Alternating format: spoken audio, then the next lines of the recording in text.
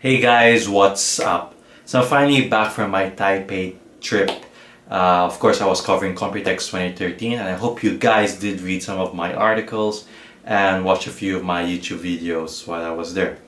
And then, nonetheless, I'll be uploading more videos. I've got a ton of work to do. Got to write several articles, produce more videos, and upload dozens perhaps of more videos. And apart from that, I'll be also be uploading my vlog from my trip from here from Cebu all the way to Taipei and then coming back to the Philippines, and that includes my cancelled flight with Philippine Airlines. You can hear me vent out and hear my frustration in that video, which will be uploaded pretty soon, so stay tuned for that.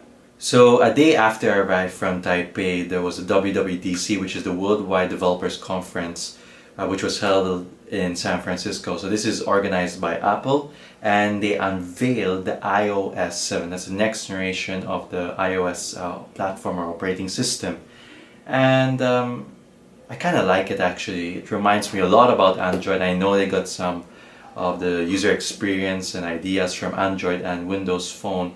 And actually, I think I'm tempted to actually get an Apple iPhone 5 or 5S later this year when they'll be announcing the next generation of the Apple iPhone. So what I noticed during my trip in Taipei is that there are only two phones which are being used over there. That's the HTC One and the Apple iPhone 5. And I was usually observing the individuals who are using the Apple iPhone. I was also looking over the shoulder. I know it's not kind of right, but I just wanted to see how the user experience was on the Apple iPhone, and I was kind of impressed by it. I usually tell my friends and those who always get an Android device, the Apple devices are not good, but you know what? I find it a lot more fluid, a lot more responsive compared to Android, and Android's even running on a quad-core processor with the Galaxy S4 and the HTC One, and yet it's still not smooth. So most likely I might be getting an Apple iPhone 5S later this year once it's announced, and let's see how it will go, and perhaps I might even shift to the Apple lineup of products. I'm very impressed by the Apple MacBook Air, the new one, which has the Haswell processor. It has a battery life of 12 freaking hours. 12 hours.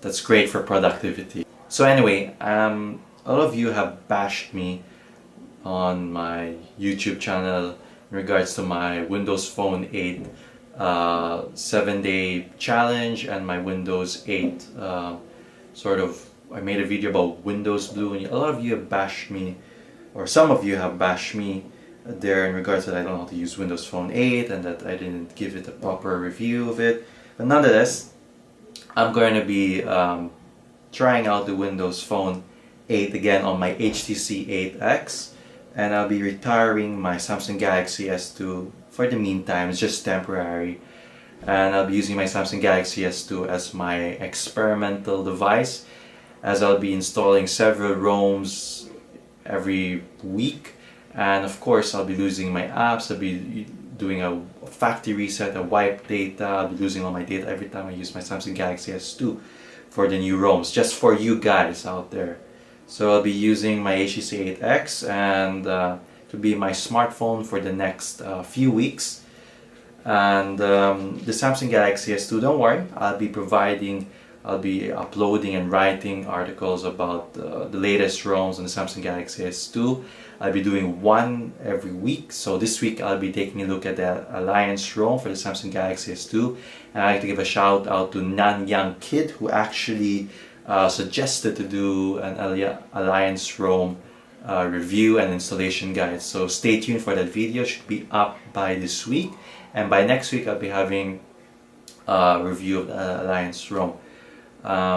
So usually it's every other week I'll be having an installation guide and a review.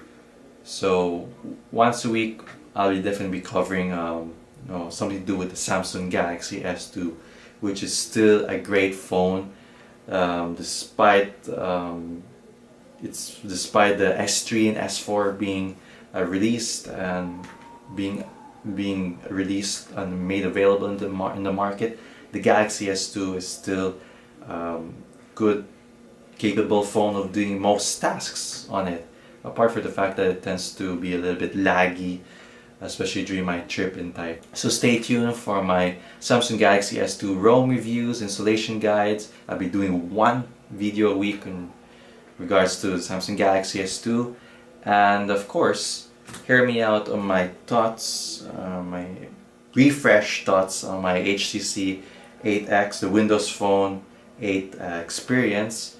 And of course stay tuned for my upcoming videos from Computex 2013 and my travels in Taipei, Taiwan, including my cancellation, my cancelled flight from Taipei to Manila. So don't forget to like this video, don't forget to subscribe to Wired Mash, and thanks for watching.